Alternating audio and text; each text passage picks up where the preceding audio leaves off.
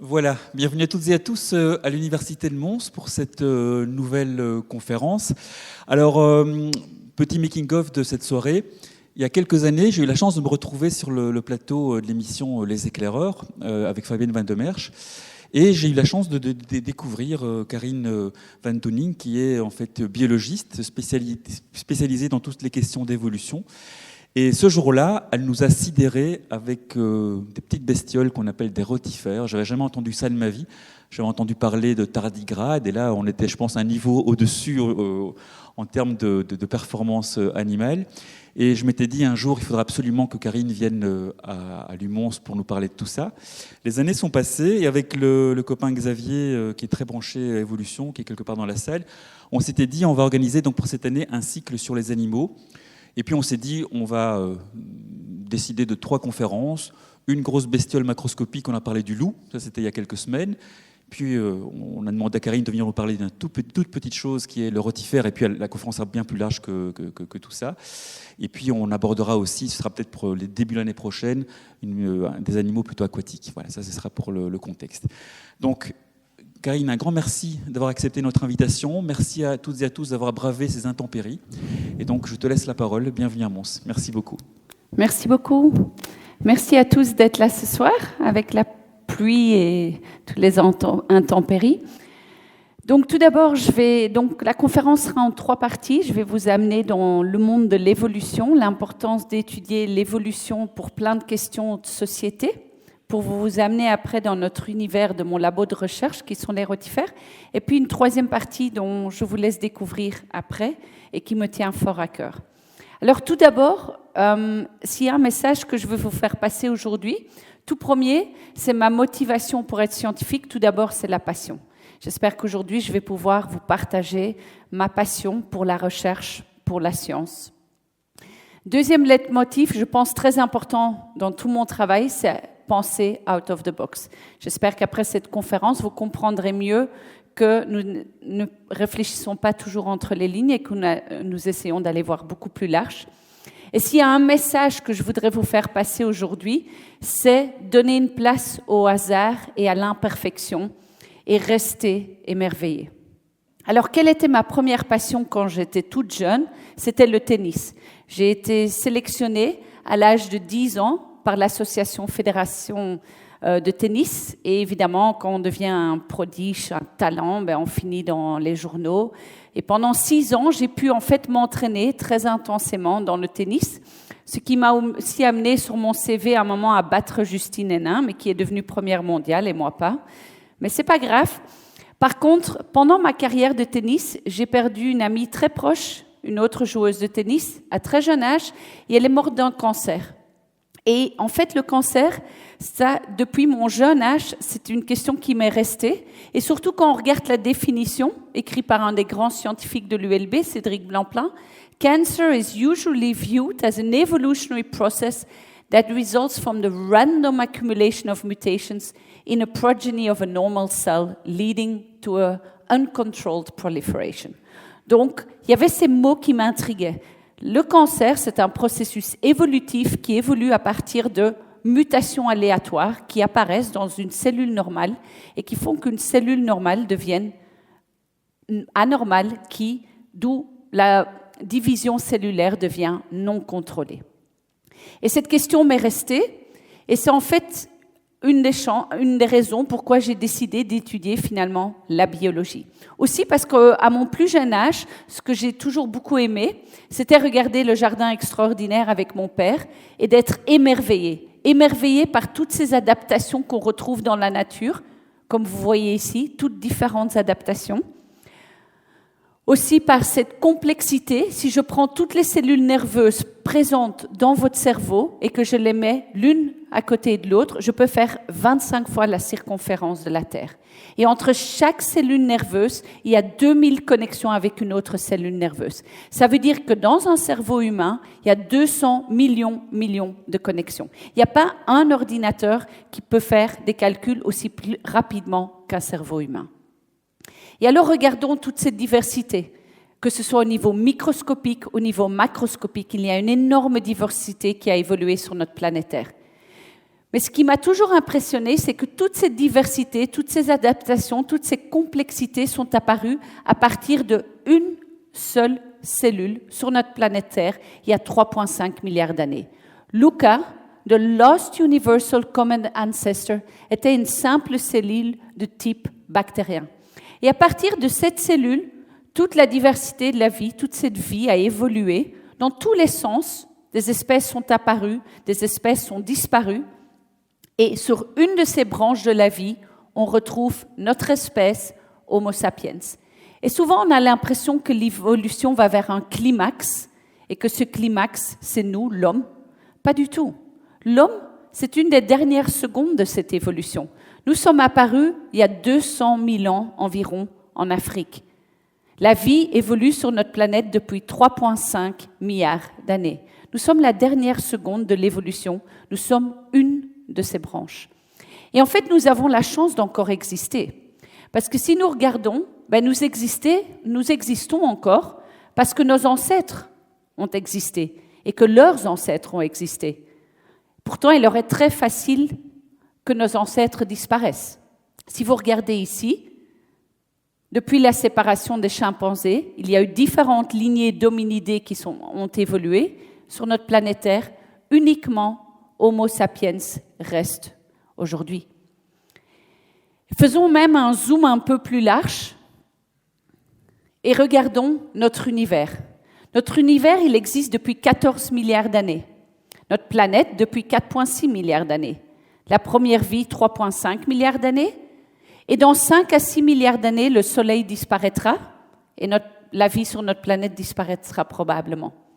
Ça veut dire que nous sommes en moyenne 70 à 90 ans sur cette planète Terre. 70 ou 90 ans dans un univers de 14 milliards d'années, c'est rien du tout. Notre vie, c'est une seconde dans cette évolution. Et quand nous réfléchissons à ça, j'aime beaucoup reprendre un des quotes d'un des grands biologistes en évolution, Richard Dawkins.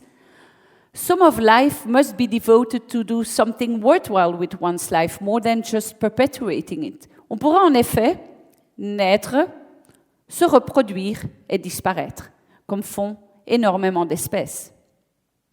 Mais nous avons aussi cette capacité, ce cerveau, de réfléchir. Et pour moi, je me suis rendu compte que ce something worthwhile, c'est la science. Et c'est quoi la science? Et cette question a déjà été posée au XIXe siècle, quand un ministre demandait à Michael Faraday, un grand chimiste physicien de l'Angleterre, « What is the use of science ?» Michael Faraday a répondu, « What is the use of a baby? When a baby is born, it can do nothing, but it has a huge potential. » C'est la même chose quand nous nous posons des questions fondamentales, nous n'avons pas la réponse. Si nous avions la réponse, on ne se poserait plus la question.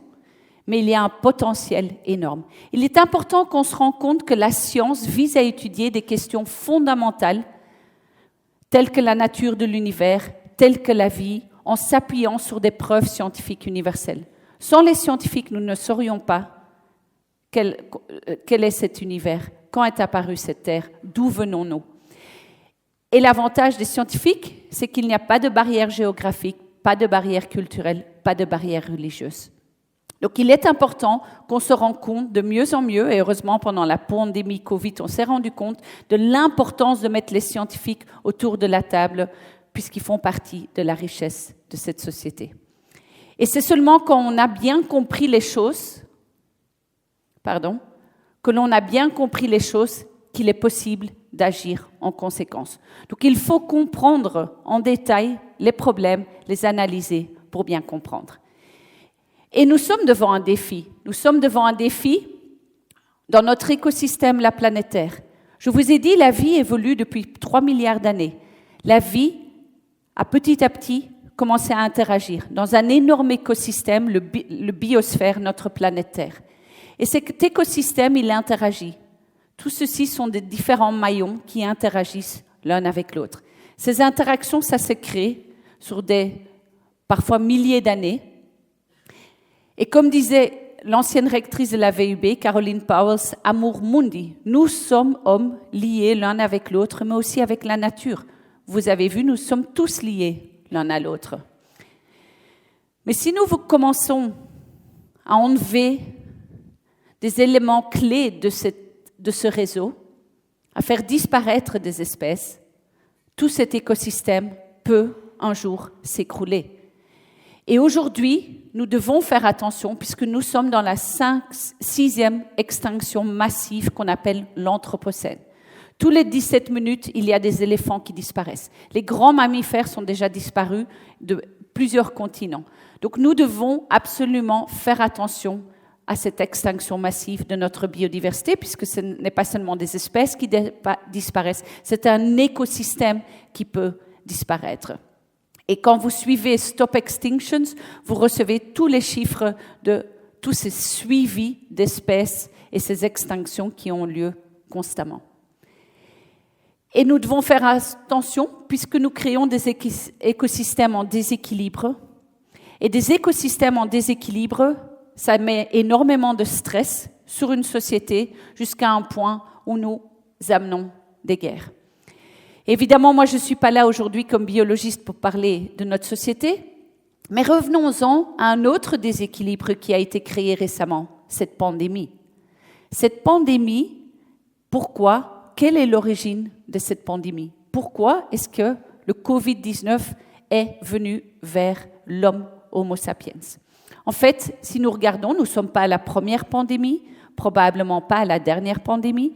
C'est à chaque fois que nous retirons ces animaux sauvages de leur environnement naturel, nous les sortons de leur écosystème, ils s'affaiblissent, nous les mettons en contact proche de l'espèce humaine et il y a des transmissions possibles. Et donc, ces pandémies, on les connaît bien, puisqu'en fait, nous avons déjà eu une grosse pandémie dans les années 80. Rappelez-vous le VIH. Le VIH a fait énormément de morts dans certaines parties de notre société. Et ce qui est assez étonnant sur cet arbre phylogénétique simplifié, c'est que vous voyez qu'il y a différentes lignées de VIH qui se trouvent dans la population humaine. Et on pensait que le VIH avait été transmis une fois de chimpanzé vers l'humain. Et en fait, quand on analyse tous les VIH qui circulent dans la population humaine et que nous regardons avec les autres singes proches, nous voyons qu'il y a une transmission du VIH de chimpanzé vers humain, mais aussi de mangabi vers humain et aussi de gorille vers humain. Et quand nous savons comment le VIH est transmis, ce n'est pas par une simple toux, on sait très bien que le VIH est transmis par des fluides, cela pose des questions. On doit se poser ces questions. Comment est-ce possible que dans les années 80, probablement avant, il y a eu cette transmission entre ces singes vers l'homme du VIH? Nous savons pourquoi ça s'est fait. Et depuis, il y a eu plusieurs transmissions. 2002, du SARS, d'un chat de civet en Chine, transmission vers l'homme. 2012, MERS. 2019, Covid-19. Et donc, c'est là qu'il est important de vraiment réfléchir à cet impact de l'homme sur cette biodiversité, sur ces écosystèmes qui nous entourent. Mais revenons-nous à une question d'évolution. Revenons-nous à Luca, le Lost Universal Common Ancestor. Comment savons-nous que toute cette vie, que ce soit les virus, les bactéries, les plantes, les animaux, les champignons, aient tous évolué à partir de cet ancêtre commun? Mais nous le savons parce que toute la vie que nous prenons ces virus, ces champignons, ces plantes, ces animaux, sont tous formés à partir du même alphabet. Ces 4 nucléotides, cytosine, guanine, adénine, thymine, forment le code génétique de tout le monde vivant. Donc nous avons tous ces mêmes éléments chimiques, 4 éléments chimiques dans la vie. Donc si le code génétique est universel, ça indique que nous sommes tous liés. Alors évidemment, comment avons-nous évolué à partir d'une simple cellule vers toute cette diversité que nous retrouvons aujourd'hui et cette complexité? Et en fait, l'évolution l'évolution, c'est tout simple. Si je prends dans chacune de vos cellules vos chromosomes et je les regarde en détail, en fait, ils sont composés de ces 4 lettres, de ces 4 nucléotides. Et chacun de nous, nous avons un alphabet différent. Entre nous, il y a en moyenne 1200, 1300 lettres qui changent. Et pendant que ces cellules se répliquent, pendant notre évolution dans l'environnement, nous voyons qu'il y a des variations qui apparaissent, des lettres qui changent dans notre code. Et cette variation génétique, c'est du hasard. Nous ne contrôlons pas, nous pouvons aujourd'hui contrôler au laboratoire, mais nous ne contrôlons pas ces mutations. Et ces mutations, ça nous amène à des variations. Et les variations favorables seront sélectionnées. C'est toute la théorie de Darwin de sélection naturelle. Et avec le temps, ça permet d'évoluer, ça permet une adaptation. Et donc, il n'y a rien d'intelligent ou de créationnisme derrière cette évolution, ni derrière l'apparition de l'homme. Mais comment est-ce que ça se traduit dans nos cellules ? On retourne un peu vers notre biologie moléculaire. Chacune de nos cellules, c'est comme une usine, c'est comme une fabrique. On a le code génétique, c'est le boss, c'est celui qui dirige les protéines, qui est la classe ouvrière de nos cellules. C'est ces protéines qui font toutes les fonctions dans chacune de nos cellules. Et donc, notre ADN, notre code génétique, il est traduit en ARN et il forme ces protéines. Et chacune de ces protéines a un code spécifique et une fonction spécifique. Et ce qui est incroyable, c'est que ce code génétique universel qu'on retrouve dans tous les organismes vivants, dans chacune de ces cellules, c'est toute une machinerie complexe qui fait en sorte que ce code génétique, ces lettres, sont traduits en parties des acides aminés qui se mettent bout à bout pour former ces protéines. Chaque protéine étant unique avec une fonction unique. Donc c'est toute une machinerie complexe dans chacune de nos cellules qui passe de l'ADN vers l'ARN pour former ces protéines. Mais quand il y a un changement qui a lieu au niveau de nos lettres, si vous avez ici en vert un gène et qu'il y a des mutations qui ont lieu, ces mutations peuvent ou ne peuvent pas. Il y a plein de mutations neutres qui ne changent pas la protéine, mais il y a des mutations qui peuvent changer une partie de la protéine. Et si une partie de la protéine qui a une fonction importante change, cette protéine peut modifier sa fonction. Et si cette nouvelle fonction est favorable, elle sera sélectionnée. Donc l'évolution, la base de l'évolution, c'est des mutations aléatoires, mais celles qui sont avantageuses seront sélectionnées. Et si on donne le temps à l'évolution, il est possible de s'adapter et d'évoluer. Et aujourd'hui, il est passionnant de faire de la biologie, parce qu'aujourd'hui, on peut séquencer un génome complet de n'importe quel humain en quelques heures pour 100 €. Quand nous avons fait le premier génome humain, il a fallu 20 ans, il a fallu beaucoup d'argent.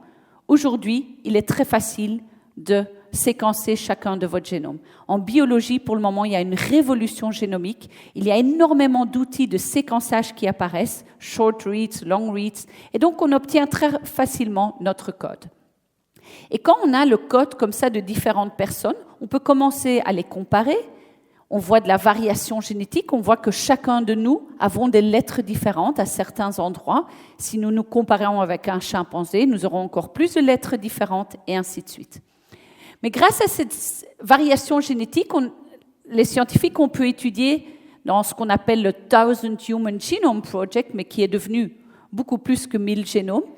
En fait, ils ont séquencé des individus sur tous les continents, répartis sur toute notre planète Terre.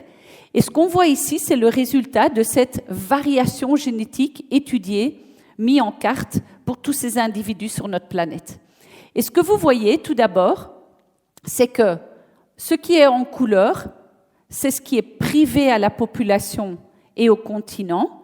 Et ce qui est en gris, c'est les mutations partagées entre différents continents et différentes populations.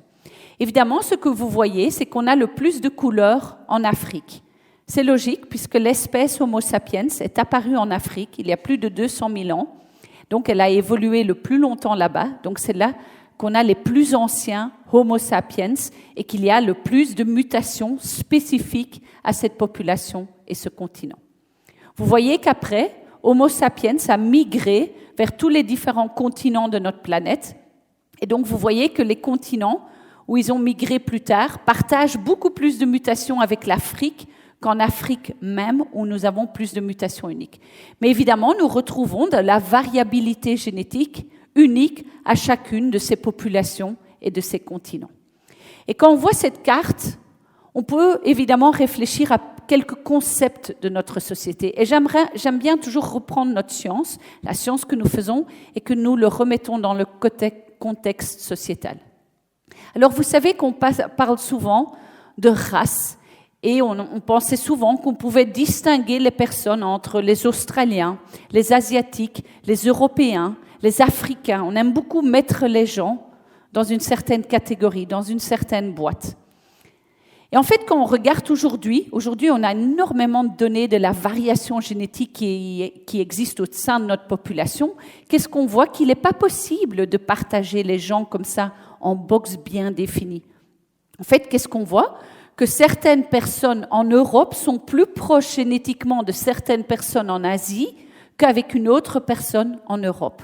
Et donc, il y a bien la variation génétique qu'on retrouve et des mutations spécifiques à un continent, mais il est très difficile de délimiter des barrières autour des personnes et de les définir comme étant européens ou australiens ou asiatiques.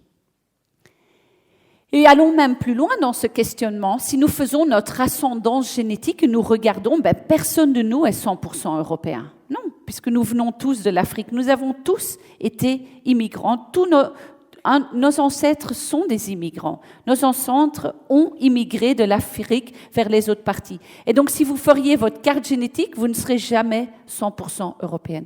Personne n'est 100% européen, ni 100% Afrique, ni 100% australien. Et donc, je suis toujours étonnée que nous créons ces concepts basés sur quoi? De l'immigrant, un immigrant qui, vous savez, aujourd'hui, fait énormément de questions au niveau politique. À quel point devons-nous fermer nos barrières ou pas? Alors que pour moi, tous les individus d'Homo sapiens sont des immigrants. Mais je ne vais pas que parler évidemment de ces concepts en lien avec notre société. La révolution génomique est essentielle aussi en sciences, dans le monde médical par exemple. Grâce à la révolution génomique, aujourd'hui, nous pouvons séquencer le cancer de chacun des patients et identifier des mutations spécifiques à certains cancers. Et donc, de plus en plus, il y a une liste de mutations, donc vraiment de variations génétiques, de changements de lettres spécifiques qui se trouvent dans des proto-oncogènes, des gènes qui favorisent l'émergence de cancer, des gènes comme le P53 qui contrôlent la division cellulaire. Si ce gène est muté, on a un plus grand risque qu'il y ait plus de contrôle dans la prolifération de nos cellules.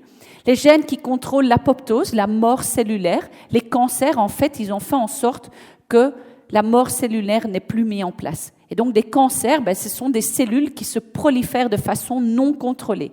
Alors que nous avons tout un système dans notre corps qui fait en sorte que si la cellule a trop de dommages, on passe par des checkpoints, on arrête la division et on crée une mort cellulaire. Si ceci n'est plus sous contrôle de l'apoptose et que les cellules continuent à se diviser même quand il y a des erreurs, on peut développer un cancer. Et puis, il y a aussi ces gènes qui contrôlent la réparation d'ADN, qui, s'ils ne fonctionnent pas bien, peuvent aussi être à la cause d'un cancer. Et donc, cette révolution génomique aujourd'hui est très importante dans toutes ces études du cancer pour de plus en plus identifier ces mutations spécifiques à chacun des cancers et de mieux comprendre et cibler ces cancers, entre autres dans l'immunothérapie. Alors évidemment, on peut se poser les questions, mais est-ce que tous les animaux, tous les organismes développent un cancer? Est-ce que le cancer est universel, est une maladie universelle au sein de notre règne animal? Puisque comme vous savez, je suis une biologiste en évolution. En fait, je m'intéresse très peu à l'homme, puisque pour moi, l'homme n'est pas une espèce évoluée. Alors que tout le monde va se dire, on est très évolué, mais on n'est que récent. Nous évoluons que depuis 200 000 ans. Donc, il y a énormément de choses à découvrir sur notre planète qui évoluent depuis bien plus longtemps que Homo sapiens. Donc, allons voir un petit peu dans la nature qu'est-ce qu'on peut y retrouver et qu'est-ce qu'on peut apprendre de ces autres espèces qui évoluent sur cette planète Terre. Alors, une des espèces qui a attiré beaucoup l'attention des scientifiques, c'est ce rat nu, de naked mole rat. Pourquoi? Donc, ce naked mole rat, il creuse des galeries dans la terre pour s'enfuir dans le sol. Et donc, en fait, son corps doit être très flexible. Ses tissus, ses os doivent être très flexibles. Et les scientifiques ont découvert que cet organisme sécrète ce qu'on appelle des hyalurones. Des hyalurones, de très grandes chaînes de hyalurones, en fait, ça crée une substance un petit peu comme du sucre mielleux ou qui sécrète autour de leurs tissus et de leurs cellules. Et en fait, cette substance rend l'organisme et la peau et les os très flexibles, mais ça empêche toute division cellulaire. Ça veut dire qu'une cellule ne continuera pas à se proliférer au sein de l'organisme ni à se déplacer. Ça veut dire que quand on injecte même un cancer au sein de cet organisme, il ne pourra pas se développer, ne pourra pas se proliférer dans l'organisme. Et donc évidemment, ces hyalurones sont maintenant fortement étudiés dans la thérapie du cancer. Et donc je dis toujours à mes chercheurs, je pourrais montrer plein d'exemples de la nature comme source d'inspiration. Donc je dis toujours, regardons la nature plutôt que la détruire. Et comme disait Albert Einstein, we know less than 1,000 of 1% of what nature has to reveal to us. Et donc la deuxième partie de ma conférence parlera spécifiquement de ces rotifères, qui sont ces micro-organismes que nous étudions au sein de mon équipe, qui, vous allez voir, est aussi un peu un mystère de la nature.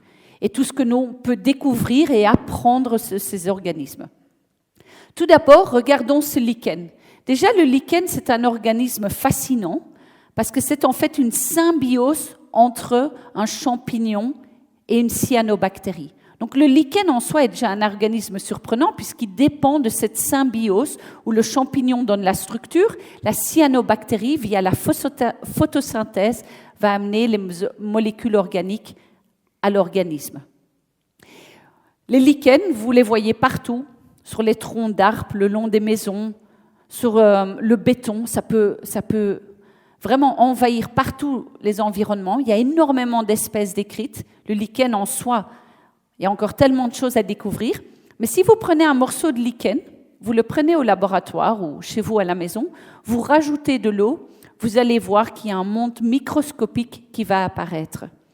Et entre autres, ce que vous allez voir, c'est ces rotifères bdelloïdes. Ce sont des animaux microscopiques. Ce que vous voyez là, c'est un rotifère bdelloïde moins d'1 millimètre. Donc ça fait même pas un demi-millimètre, 200 micromètres. Et ils sont caractérisés par leur couronne de cils. Donc ils ont une couronne de cils sur la tête qui tourne tout le temps. C'est pour ça rotifera, porteur de couronne, qui tourne pour amener la nourriture ici à leur mastax, système digestif. Alors pourquoi est-ce qu'ils sont si étonnants? Ils ont déjà été découverts par Van Leeuwenhoek, le premier qui a développé le microscope, qui avait pris des feuilles dans sa gouttière de sa maison, les avait mis sous un microscope et il avait déjà vu des tout petits animaux qui sortaient de ces feuilles complètement desséchées. Et il les avait appelés « real animalcules », donc des animaux qui portent une couronne de cils. Et donc, il était déjà fasciné par ces organismes, mais par ailleurs, ce que vous voyez là, c'est des femelles. Pourquoi des femelles? Parce que le long du système digestif, elles ont des ovaires remplis d'œufs. Et il faut savoir que dans toutes les espèces de rotifères bdelloïdes, il n'y a jamais de mâles qui ont été trouvés ou décrits. En plus, ces femelles, elles se clonent, mais ces femelles sont extrêmement résistantes. Le lichen, pas comme aujourd'hui, mais quand il est dans des environnements où il fait sec, des lichens peuvent rester pendant des mois, des années secs. Quand le lichen est sec, le rotifère il se retrouve en une toute petite boule, ce qu'on appelle un ton en anglais. Il y a moins de 6% d'eau présent dans les cellules, le métabolisme est complètement à l'arrêt et on peut les garder des mois, des années desséchées. Et quand on rajoute de l'eau, ces femelles revivent, continuent à se nourrir, continuent à se reproduire. Et dans cet état, ces rotifères peuvent survivre à la congélation complète. Donc vous voyez tout de suite, c'est un animal fantastique pour faire de la recherche. Tout d'abord, une femelle, on le clone au labo, En quelques semaines, on a des milliers de femelles. Quand le chercheur doit partir, parce que sa thèse se termine, on met l'expérience au congélateur, on ressort l'expérience quand on veut continuer. Elles survivent parfaitement à la congélation à moins 80. Mais ce qui est surprenant, je vous ai parlé que qu'est-ce qui est essentiel pour la vie, c'est de créer de la variabilité génétique. Sans variabilité génétique, il n'y a pas d'évolution, il n'y a pas d'adaptation. Et qu'est-ce qu'on a découvert, c'est que ces rotifères, elles se sont diversifiées en plus de 400 espèces. Des espèces morphologiquement très différentes. Alors c'est pour ça que ça a souvent été appelé un scandale évolutif ou un ancient asexual scandal, puisque comment ces femelles qui se clonent sont capables de se diversifier, d'évoluer et de s'adapter. Évidemment, ça fait parfois les journaux, se reproduire sans sexe, c'est possible. Et donc, dans mon équipe de recherche, évidemment, on a adressé ces différentes questions, et la première chose qu'on a été voir, c'est le mode de reproduction. Et une des premières choses, tous les résultats que je vais vous montrer de notre recherche n'est pas dans l'ordre qu'on l'a fait, mais c'est pour vous montrer les grands résultats qu'on a obtenus. Donc ici, vous voyez une femelle, et nous avons marqué le matériel génétique de chacun de ces noyaux. Donc ici, vous voyez très bien les ovaires, avec les grosses cellules nourricières, et ici, vous voyez les oocytes. C'est les ovules de cette femelle. Alors, ce que nous avons fait avec un de mes chercheurs, c'est que nous avons commencé à suivre le développement de cet ovule au sein de la mère. Et quand l'ovule est développé, un œuf est pondu, l'œuf pondu a une cellule, vous voyez ici le matériel génétique de cet œuf, et puis l'œuf commence à se diviser, et puis ça redevient une nouvelle femelle. Qu'est-ce qui a été important? C'est que dans la reproduction sexuée, et c'est universel, il y a un mécanisme qu'on appelle la méiose. Pour juste faire un tout petit résumé sur la méiose, ce qui est essentiel, c'est que chacun de nous, mais tous les autres animaux qui se reproduisent de façon sexuée, vous savez que dans vos ovules ou vos spermatozoïdes, il n'y a que la moitié de vos chromosomes. Donc nous avons 46 chromosomes dans chacune de nos cellules. Ce qui est très important, c'est que vos ovules ou vos spermatozoïdes n'ont que 23 chromosomes. Donc il faut un processus pour bien séparer vos chromosomes correctement pour que dans vos cellules reproductrices, il n'y en ait que 23. Pourquoi? Puisqu'après, il y a fusion d'un ovule et un spermatozoïde pour reformer un nouvel individu. Si vous avez trop de chromosomes, 22 ou 24, vous savez que vous créez des problèmes après dans le développement. Donc ce processus de méiose est très strict dans l'appariement des chromosomes et la séparation dans des ovules avec la moitié. Donc nous avons décidé de suivre les chromosomes à l'intérieur de l'ovule de ces femelles. Donc ce que vous voyez ici, c'est un ovule qui se développe au sein de la femelle. Au départ, les chromosomes n'ont pas de forme. On appelle ça une soupe de spaghettis du matériel génétique. Ce matériel génétique commence petit à petit à se condenser. De plus en plus, il se condense et à un certain moment, on arrive à compter 6 paires de chromosomes. Il faut savoir que cet individu a 12 chromosomes. Et donc, on commence à avoir 6 paires de chromosomes qui s'apparient énormément. Et puis, typique de la méiose, on voit une anaphase, c'est quand les chromosomes s'alignent de chaque côté de la plaque équatoriale et se séparent correctement vers les 2 pôles de la cellule. Et ensuite, la cellule se scinde et les chromosomes sont scindés en 2 cellules avec la moitié des chromosomes. Qu'est-ce qu'on voit là? C'est que ces organismes font bien une méiose, comme chez les organismes sexués, mais après cette phase-ci, normalement, on devrait retrouver 2 cellules chez les femelles, une cellule avec la moitié des chromosomes et un petit corps polaire, c'est une autre cellule avec la moitié des autres chromosomes. Et en fait, ce n'est pas ce qui se passe. Tous les chromosomes restent après dans la même cellule. Donc, elles font bien une méiose, mais cette méiose ne sépare pas les chromosomes. Et donc, ces femelles transmettent bien tous les chromosomes à leurs descendants. Mais ce qui est aussi connu et universel dans la méiose, c'est que pour qu'il y ait un appariement correct entre nos chromosomes, les chromosomes échangent du matériel génétique. C'est ce qu'on appelle le crossing over. Donc, chacun de nous avons 46 chromosomes. Le chromosome 1 de notre mère, le chromosome 1 de notre père s'apparie, échange du matériel génétique et puis se sépare. C'est pour ça que chacun de nos descendants sont différents. Pendant la méiose et la reproduction sexuée, il y a énormément de variations génétiques créées. La méiose crée de la variation génétique en échangeant du matériel génétique entre les deux chromosomes. Et puis, il y a l'ovule qui se féconde avec le spermatozoïde. Donc, on mélange du matériel génétique de deux individus différents. Donc, la reproduction sexuée est essentielle pour créer de la variabilité dans le monde du vivant. Et donc, ici, il n'y a pas de mélange avec des spermatozoïdes, mais la question est, est-ce qu'il y a encore toujours des échanges chromosomiques qui se font entre leurs chromosomes qui pourraient créer une certaine variation génétique?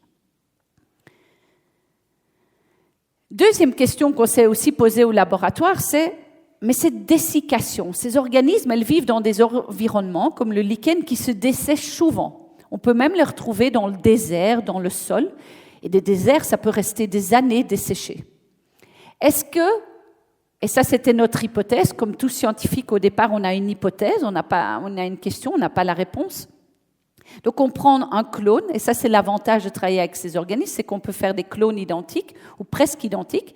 On peut les dessécher, donc on a tout un protocole dans mon équipe où on contrôle parfaitement la dessiccation sans avoir un impact sur leur survie. Et la question qu'on s'est posée, c'est qu'est-ce qui se passe avec leur matériel génétique pendant toute cette période où ils sont complètement desséchés? Et ensuite, est-ce qu'en sortant de dessiccation, est-ce que ces individus pourraient être différents? Et donc, on a commencé à faire des expériences au laboratoire. On a pris un clone, on l'a desséché et on a regardé sur un simple gel de champ pulsé qui sépare le matériel génétique. Et qu'est-ce qu'on voit? Le plus longtemps qu'ils sont en dessiccation, donc de 21 jours à 84 jours desséchés, de plus la période de dessiccation est longue, de plus le matériel génétique commence à se fragmenter. Et puis quand on les réveille, on les réhydrate, elles commencent à réparer leur matériel génétique, à reformer leurs chromosomes. Et on s'est dit, oh, c'est étonnant, donc ces organismes, elles savent survivre, ces femelles, elles savent survivre avec un matériel génétique fragmenté. Ça veut dire qu'on peut fragmenter leur génome et elles savent réparer et survivre. Donc on s'est dit, on va aller plus loin, on va les irradier. Comme dans les cellules cancéreuses, qu'est-ce qu'on fait dans la thérapie du proton? On irradie les cellules cancéreuses, on explose le matériel génétique, les chromosomes en morceaux, et puis, normalement, ça élimine toute cellule vivante. Que ça dit, on va dessécher nos rotifères, on va les irradier, on regarde la survie, et vous voyez, on les irradie à du proton de 0 degré jusqu'à 1280 degrés. Il faut savoir qu'en thérapie cancéreuse, on irradie à 10 degrés. Ici, on est à plus de 1000 degrés. Il n'y a pas un organisme vivant, sauf quelques exceptions, qui survive 1000 degrés de protons. 1000 degrés de protons, quelle est la conséquence? Le matériel génétique est complètement fragmenté. Tous les chromosomes sont en 1000 morceaux. Il ne reste plus de chromosomes intacts. Donc là, on a un rotifère desséché, irradié, on rajoute de l'eau. Qu'est-ce qui se passe? Vous voyez que la survie est élevée, même à plus de 1000 degrés, on a plus de 90% des femelles qui survivent, alors que leur génome est complètement fragmenté. Et qu'est-ce qui se passe après? Pendant les heures qui suivent, ces femelles vivent avec des chromosomes fragmentés et elles commencent à les réparer. Et là, on l'a vérifié en gel champ pulsé et on a utilisé un marqueur de fluorescence de synthèse d'ADN pour étudier la synthèse d'ADN dans chacun de leurs noyaux. Et on voit que dans chacun de leurs noyaux, ils commencent à réparer leur ADN dans les 24 heures, maximum 48 heures. Donc dans les 48 heures, boum, ils réparent tout leur matériel génétique. Mais maintenant, on est en révolution génomique, donc on peut aller beaucoup plus loin. Rappelez-vous ma question de départ. Ma question, c'était, mais quand on les dessèche ou on les irradie, est-ce qu'on crée des individus différents qu'au départ? Est-ce qu'il y a une variabilité génétique qui est apparue?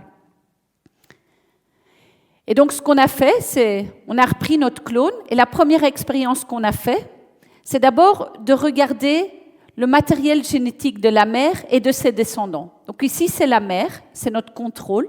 Et vous voyez, on peut utiliser ce qu'on appelle une enzyme de restriction. C'est une enzyme qui coupe à des endroits bien précis dans le génome et qui nous donne des bandes. Donc, c'est nos chromosomes coupés à des régions bien spécifiques. Et puis, on dessèche cette mère et on l'irradie. Et vous voyez le matériel génétique qui se casse. On ne voit plus les bandes. On voit que la mère répare et que les bandes réapparaissent. Et puis, on voit que si on regarde les descendants, la femelle, on la laisse pondre des œufs, on isole chaque œuf dans le laboratoire et chaque œuf redevient un clone.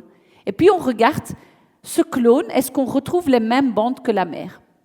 Et ça a l'air identique. Donc, on a fait ça avec différentes enzymes. Donc, en effet, ces femelles semblent capables de reconstruire leurs 12 chromosomes et de transmettre les 12 chromosomes à leurs descendants. Mais ça ne répond pas à est-ce qu'il y a de la variation génétique ou pas.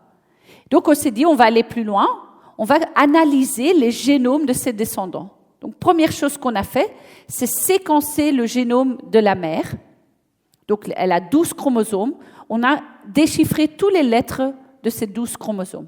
Donc, on a créé ce qu'on appelle une carte de tous les chromosomes de la mère. Donc, on a 6 paires de chromosomes homologues qu'on a nommés et on a chaque lettre du début à la fin. D'un bout du chromosome, d'un télomère jusqu'à l'autre télomère, on a toutes les lettres. Donc, on a le code de la mère. Et maintenant qu'on a le code de la mère, on peut créer au laboratoire, on a fait une expérience pendant 2 ans, ça c'est une expérience de 2 ans, où on prend la mère, elle commence à pondre des œufs et on sépare chacun des œufs. Et chacun de ces œufs va former un clone qui va évoluer. Et on fait évoluer ces clones pendant 120 générations. Et à chaque génération, on isole un œuf et on le remet en culture. Et donc, on fait ça pendant 120 générations, on isole des œufs et on les remet en culture. Et donc, on regarde qu'est-ce qui se passe sur le niveau du matériel génétique quand on garde ces organismes dans un contrôle. Dans le contrôle, ça veut dire une condition hydratée. Ils ne subissent pas de radiation, pas de dessiccation. Mais rappelez-vous, on avait découvert qu'il y avait une méiose modifiée. Donc, la question qu'on se pose ici, c'est quand ils restent hydratés, est-ce que pendant cette méiose, il y a quand même la variation génétique qui apparaît? Donc, on séquence les génomes en moitié d'expérience. Donc, on isole quelques individus de ce clone, on les garde pour le séquençage, et en fin d'expérience. Et puis, cette même expérience, on la répète, mais on ajoute des moments de dessiccation. On ajoute des cycles de dessiccation pendant cette expérience.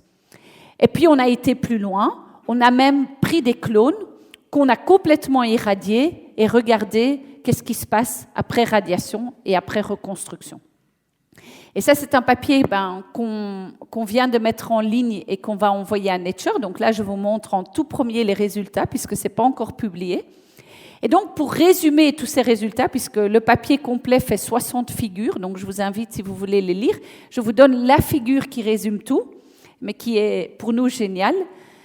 C'est que si on regarde les clones hydratés en H, on voit qu'il y a de la variation génétique. Donc, c'est toutes des sortes de variations génétiques différentes. Je vais vous épargner les détails, mais tout ce que vous voyez en couleur, c'est des changements qui ont eu lieu sur ces différents chromosomes. On a 6 paires de chromosomes, donc on a regardé sur ces 6 paires de chromosomes s'il y a des changements qui ont eu lieu. Alors, quand le rotifère reste hydraté, on voit des changements. Quand on le dessèche, on voit des changements. Et quand on l'irradie à des hautes doses, telles que 500 grés de protons, on voit aussi des changements qui ont lieu. Donc, en fait, cet organisme crée de la variation génétique pendant la méiose, pendant la dessiccation et probablement quand il répare parfaitement ses chromosomes. Et on a pu même démontrer dans ces clones irradiés à 500 grés que leur réparation ne se fait pas tout de suite et qu'en fait, il peut transmettre d'une génération à l'autre des chromosomes fragmentés. Et donc ça, on a d'autres indications. Donc très intéressant puisque ça nous montre qu'en effet, ces organismes sont capables d'évoluer via une méiose modifiée, via la dessiccation. Mais ce qu'on a aussi découvert en séquençant tout le génome, je vous ai dit qu'on a toutes les lettres de l'alphabet et on a identifié tous les gènes présents sur les chromosomes. Et donc, on a mis ça en carte. Et ce que je veux que vous regardez, c'est ce qui est ici en rouge. Donc, vous voyez les 6 paires de chromosomes. Et sur chacun de ces chromosomes, en rouge, ce sont des gènes qui viennent d'ailleurs. Ce sont des gènes non métazoaires. Ça veut dire des gènes de bactéries, de plantes, de champignons que nous avons identifiés dans leurs chromosomes et qui se retrouvent surtout en bout de chromosome, sauf ici. Donc ça veut dire qu'au bout de leurs chromosomes, ils accumulent des gènes venant de leur environnement, des bactéries, de champignons et de plantes. Donc très intéressant, puisqu'en fait, dans le règne animal, c'est l'animal aujourd'hui avec le plus de gènes étrangers intégrés dans leur génome. Alors évidemment, on a commencé à regarder ces gènes. Est-ce que ces gènes ont une importance pour leur adaptation? Ça, c'est idéal. On remplace les mâles, on n'a plus de mâles et on prend des gènes de tout ce qui s'adapte avec nous dans l'environnement, qui sont super bien adaptés. On n'a plus besoin de mâles pour la variation génétique. On prend un peu d'une bactérie résistante, d'une plante, d'un champignon. Et donc, on s'est dit, on va faire une analyse, ce qu'on appelle une analyse protéomique. C'est où on regarde toutes les protéines exprimées chez ces rotifères après le stress, donc après une radiation ou une dessiccation. Donc on a desséché ces rotifères, on les a irradiés, et puis on a fait ce qu'on appelle des analyses de transcriptomique et de protéomique. La transcriptomique, ça étudie tout l'ARN. Rappelez-vous, l'ADN est transcrit en ARN. On regarde les gènes qui ont été transcrits après un stress de dessiccation et d'irradiation. Et puis on regarde les protéines qui sont fortement exprimées après un stress de dessiccation et radiation. Et qu'est-ce qu'on voit? Il y a une liste de candidats de gènes qui apparaissent, des protéines fortement exprimées après radiation, dessiccation, qui ne sont pas présentes dans le contrôle. Donc ça veut dire que ces protéines sont spécifiquement exprimées après un stress. Et il y a une ligase qui apparaît, qui est surexprimée chez ce rotifère, qui est en grande quantité présente après dessiccation et radiation. Et quand on fait un arbre phylogénétique de ce gène, ici vous voyez toutes nos espèces de rotifères, donc tous les rotifères qu'on a étudiés, dont on a séquencé le génome, contiennent ce gène. Mais en fait, ce gène est en grande abondance chez les bactéries. Donc il y a quelques protistes, quelques animaux, 4 autres animaux, mais surtout des protistes et des champignons qui contiennent ce gène. Et c'est omniprésent chez les bactéries. Et en fait, c'est une ligase. C'est quoi une ligase? Une ligase, comme le mot le dit, ça ligue l'ADN ensemble. Ça recolle l'ADN. Vous savez que le rotifère, quand il est en dessiccation, il subit énormément de cassures d'ADN. Alors, est-ce qu'il aurait acquis d'une bactérie un gène qui lui permet de rapidement recoller son ADN ensemble? Et donc, probablement que cette ligase a un rôle important dans la résistance de la dessiccation et radiation de ces rotifères, puisqu'elle est fortement exprimée. Alors, pour vérifier ça, malheureusement, on n'a pas encore l'outil CRISPR-Cas9 au point dans le laboratoire pour cet organisme. Donc, mon chercheur, Emilien Nicolas, était innovant, il a réfléchi, il a dit, en fait, je vais faire exprimer ce gène de rotifère dans des cellules humaines. Je vais faire exprimer des cellules humaines ce gène de rotifère et je vais regarder si ces cellules humaines deviennent radiorésistantes. Et en effet, les cellules humaines, ça c'est non irradié. Et quand on voit les cellules qui expriment les gènes de rotifère sont plus résistantes à la radiation, surtout quand c'est des doses plus élevées. On voit une différence significative entre des cellules humaines qui expriment le gène du rotifère comparé à celles qui ne l'ont pas. Et vous voyez ici, elles poussent beaucoup mieux, surtout quand on met la copie A, on voit que ces cellules humaines poussent beaucoup mieux que si on n'ajoute pas le gène de rotifère. Donc ça, c'est évidemment un gène, on l'a breveté, qui devient intéressant pour faire de la recherche beaucoup plus en détail de cette molécule. Mais évidemment, nous avons toute une liste de candidats de gènes intéressants pour comprendre comment est-ce qu'un organisme vivant survit la dessiccation, la congélation et l'irradiation. Une autre question qu'on se pose au sein de mon équipe, dont les résultats ne sont pas encore tous sortis, donc je ne pourrai pas encore tous les montrer aujourd'hui, c'est qu'en fait, quand on se dessèche ou quand on est irradié, on subit énormément de stress oxydatif. Donc, depuis que l'oxygène est apparu sur Terre, nous respirons de l'oxygène et chacun de nos cellules, tout le monde vivant, forme des radicaux libres à partir de l'oxygène. L'oxygène va en réaction, forme des radicaux libres, et ces molécules sont très réactifs. Ils ont un électron libre, et donc ils vont tout de suite interagir avec d'autres molécules. Donc c'est ce qu'on appelle les radicaux libres d'oxygène dans chacune de nos cellules. Nous avons tous ça, et c'est une des raisons du vieillissement. C'est que ces molécules réactives commencent à interagir avec nos molécules, l'ADN, les protéines, les lipides, et créer des dommages sur nos protéines, sur notre ADN, sur nos lipides. Et au plus on accumule des dommages dans nos cellules, au plus la cellule fonctionnera moins bien, jusqu'à un point où elle ne fonctionnera plus. Et donc avec le temps, nous accumulons ce qu'on appelle du dommage oxydatif, et nos cellules fonctionnent de moins en moins bien, nos tissus et nos organes fonctionnent moins bien, jusqu'à un point où on meurt. Et donc tout système vivant a développé des antioxydants. Nous avons des antioxydants, et peut-être que certains d'entre vous ont déjà mis des antioxydants sur leur peau, puisque notre peau est fortement exposée au stress oxydatif par les rayons UV, par la pollution. Nos cellules de notre peau sont énormément confrontées au stress oxydatif. Donc nous avons tous des antioxydants, ces antioxydants qui essayent d'éliminer ces radicaux libres dans nos cellules pour éviter des interactions avec nos dommages. Alors, il faut savoir que le rotifère, il subit énormément de stress oxydatif. Quand on est en dessiccation, quand on est en irradié, il y a énormément de radicaux libres qui se forment. Et donc, on a été regarder dans leur génome, vu qu'on a tout le génome, est-ce qu'ils ont des gènes antioxydants? Est-ce qu'ils ont une différence avec d'autres organismes modèles? Et en fait, ce qu'on a remarqué en comparant les gènes antioxydants les plus importants qui existent dans tous les animaux, on a comparé avec C. elegans, le nématode, le fruit fly, la mouche de laboratoire avec l'humain. Et en fait, vous voyez qu'ils ont bien tous les antioxydants que les autres animaux ont, mais ils en ont beaucoup plus. Ils ont beaucoup plus de copies de chacun de ces antioxydants. Et certains de ces antioxydants, on a eu les résultats il y a 2 jours, par exemple de la superoxyde dismutase. On a fait une phylogénie, elle vient de bactéries. La superoxyde dismutase, la plus exprimée chez le rotifère, vient de nouveau d'une bactérie. Donc non seulement ils ont les antioxydants que tous les animaux ont, mais ils ont des antioxydants en plus, probablement venant de transferts horizontaux.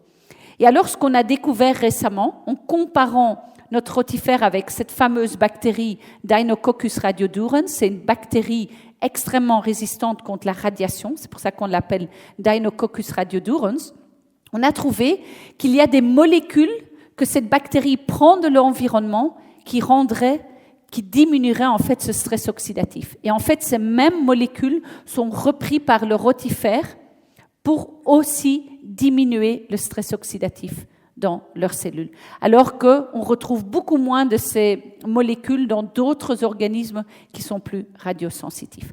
Alors évidemment, pour ces résultats, nous avons récemment obtenu un financement de Innoviris pour lancer un proof of concept, donc pour lancer une spin-off, pour développer, pour justement analyser en détail tous les antioxydants de ces extrémophiles, puisqu'en fait, les extrémophiles, s'il y a bien des organismes qui développent des antioxydants super efficaces, c'est tous ces organismes qui vivent dans des environnements extrêmes où le stress oxydatif est très élevé. Et donc maintenant, nous avons lancé une spin-off qui étudie en détail ces antioxydants. Et évidemment, nous essayons de développer ce fameux CRISPR-Cas9. Donc ce CRISPR-Cas9, c'est ce prix Nobel qui a été donné. C'est une magnifique recherche, c'est toujours, je dis, un exemple de la recherche fondamentale. Camille Charpentier, une des femmes qui a reçu le prix Nobel, a travaillé 14 ans sur cette découverte, a travaillé sur les petits ARN qu'on retrouvait dans les bactéries, que personne ne comprenait, qui pendant des années n'a pas eu de financement, puisqu'on ne comprenait pas pourquoi elle étudiait ces petits ARN dans ces bactéries. Dans leur génome, ces bactéries ont des bouts d'ARN. On n'avait aucune idée de ce que ça faisait là. Elle était convaincue que si c'était maintenu en évolution, c'est qu'elles avaient une fonction. Ou sinon, elles ne seraient pas maintenues dans le génome. Et elle s'est obstinée à continuer à étudier ces petits ARN dans ces bactéries. Et quelle a été la découverte ? Voici Camille Charpentier. Elle a découvert que ces bactéries, Quand elles sont infectées par un virus, le virus injecte de l'ARN dans la bactérie coupe cet ARN du virus et le met dans son génome. Et en fait, c'est comme une mémoire de ce virus. La prochaine fois que ce même virus infecte la bactérie reconnaît le virus et envoie le Cas9, cette enzyme, qui va couper à un endroit très précis, guidé par un petit bout d'ARN. Donc on a un petit guide d'ARN qui va guider cette protéine, la Cas9, à un endroit spécifique du virus et qui le coupe. Donc c'est une découverte énorme puisqu'ils ont découvert que les bactéries ont comme un système immunitaire adaptatif. Ils se rappellent des virus qui l'ont infecté et peuvent éliminer ces virus quand ils reviennent. Mais ce qui est génial pour le monde scientifique, c'est qu'on a un outil aujourd'hui pour créer des mutations à des endroits très spécifiques dans le génome, dans les chromosomes. Donc on peut, à une mutation près, à un nucléotide près, aller couper l'ADN et arrêter la fonction de ce gène. Et donc c'est ce que nous souhaitons évidemment faire chez le rotifère. Si nous voulons comprendre si cette ligase qu'on a trouvée est importante dans leur radiotolérance, l'idéal, c'est d'éliminer cette ligase dans notre rotifère, rendre cette ligase non fonctionnelle et voir s'ils sont encore toujours aussi résistants ou pas. Donc c'est une révolution dans ce qu'on appelle la génétique fonctionnelle, c'est d'aller étudier les fonctions de tous les gènes. Et donc toute cette recherche n'est évidemment que possible car j'ai eu des subsides du European Research Council, l'ERC, pour aller étudier toutes ces choses fascinantes du rotifère, leurs antioxydants, leur résistance à la dessiccation, résistance à la fragmentation du génome, réparation d'ADN, transfert horizontal d'ADN de leur environnement. Et je dis toujours, comme Sidney Brenner a dit dans son speech de prix Nobel quand il avait découvert le C. elegans, il avait remercié ce nématode parce que pour lui c'était un cadeau de la nature. Pour moi, le rotifère bdelloïde est un cadeau de la nature où il y a encore énormément à découvrir. Et non seulement ça, mais pour ramener un peu le rotifère vers ma première passion, c'est que le rotifère, on s'est rendu compte qu'il n'a pas de P53. Et vous savez, le P53 contrôle la division cellulaire. En fait, les rotifères ne font plus de division cellulaire une fois qu'ils sont adultes. Ils ne font pas d'apoptose, pas de mort cellulaire. Ils sont un petit peu immortels avec une protection accrue à leurs protéines. Donc c'est un petit peu un cancer vivant. Donc c'est un modèle très intéressant pour étudier justement les conséquences quand on ne contrôle plus la fragmentation de l'ADN, on ne fait pas d'apoptose, mais comment évoluent ces cellules. Mais c'est aussi devenu un modèle pour la recherche spatiale et en 2016, j'ai aussi obtenu des fonds du European Space Agency pour envoyer le rotifère dans l'espace. Donc on a déjà envoyé 2 expériences dans l'espace, on a une 3e expérience qui part. Et donc en fait, pourquoi c'est un modèle ?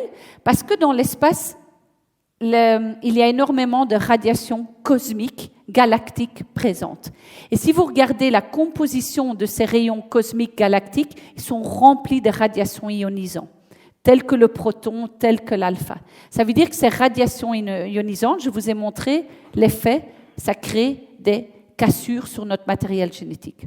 Donc si on veut envoyer des astronautes pendant des longues missions dans l'espace, il y aura un problème vis-à-vis des radiations cosmiques. Et donc il est important d'étudier quel est l'impact de ces radiations cosmiques sur le vivant. Et donc nous avons proposé le rotifère comme modèle. Alors le premier envoi dans l'espace, nous avons construit un module. L'idée, c'était d'abord de voir si le rotifère, si on le met sur le International Space Station, est-ce qu'on peut créer des cultures de rotifères sur la station spatiale sans devoir les nourrir, sans qu'un astronaute doive les nourrir, et si on peut créer des cultures qui en fait s'autorégulent. C'est très important parce qu'en fait sur le International Space Station, les astronautes ont très peu de temps pour s'occuper de toutes les expériences scientifiques. Et donc une expérience qui demande le moins d'impact ou la moins d'intervention de l'astronaute est favorisée. Donc nous avons créé des sacs en téflon. Donc ici, je suis avec mon équipe de recherche au Kennedy Space Center et en fait, on remplit des sacs de téflon avec 1000 rotifères. L'avantage des rotifères, c'est qu'on peut créer énormément de réplicas, ça prend pas beaucoup de place. Et pourquoi des sacs en téflon ? Parce que le téflon fait passer l'oxygène. Et donc, on avait créé des cultures dans des sacs de téflon avec un minimum d'algues, Ensuite, ces algues développent des bactéries et c'est des sources de nourriture de rotifères. Et on a essayé de trouver un équilibre entre toutes ces sources de nourriture et les rotifères pour qu'ils puissent continuer à évoluer sur l'ISS pendant quelques semaines. Et donc là, vous voyez, on travaille avec les ingénieurs de Kaiser Italia. Vous voyez ici tous ces sacs de téflon remplis de rotifères qu'on installe dans tous ces modules qui vont ensuite être emballés. Là, vous voyez, ils sont emballés dans des box, ils partent avec le camion. Ça, c'est toute l'équipe qui a travaillé sur cette préparation. Et là, vous voyez, dans la capsule ici, partent les rotifères dans l'espace. Pour moi, c'était un moment assez unique puisque j'ai fait mon postdoc à Harvard University à Boston, où j'ai découvert les rotifères et où j'ai commencé ma recherche sur les rotifères. Donc, j'ai ramené les rotifères des États-Unis vers la Belgique pour lancer ma propre recherche. Et là, 12 ans plus tard, je retourne avec les rotifères aux États-Unis pour les envoyer dans l'espace. Donc, c'était assez spécial pour moi, ce moment où on relance nos expériences dans l'espace. Là, vous voyez l'astronaute qui nous envoie les données pendant toute la mission spatiale. Vous voyez, c'est une petite valise sur ISS dans laquelle se trouvent nos modules de rotifères. L'avantage, c'est qu'on avait les mêmes clones sur Terre, dans les mêmes modules, dans les mêmes conditions, et donc on pouvait voir sur Terre et dans l'espace si on pouvait créer des cultures autonomes. Et donc, les résultats sont obtenus. Et en fait, ils vont être publiés maintenant. On a aussi regardé le transcriptome. Est-ce qu'ils subissent du stress? Est-ce qu'il y a une diminution de métabolisme? Mais en général, on a des très belles cultures qui, en fait, se sont développées toute la période de l'expérience dans l'espace. Donc, les cultures sont revenues plus denses.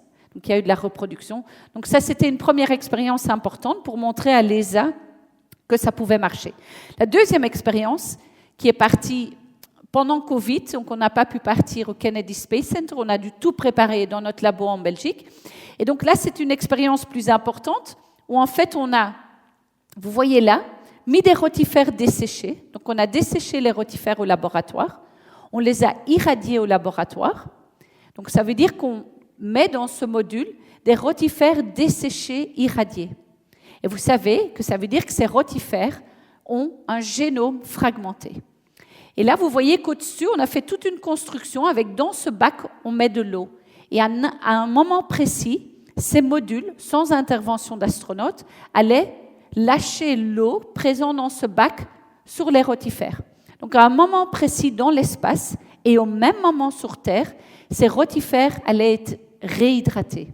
Et la question qu'on se pose ici, c'est quand on envoie des organismes dont le génome est complètement fragmenté dans l'espace, est-ce qu'ils sont capables de mettre tous leurs mécanismes de réparation en route?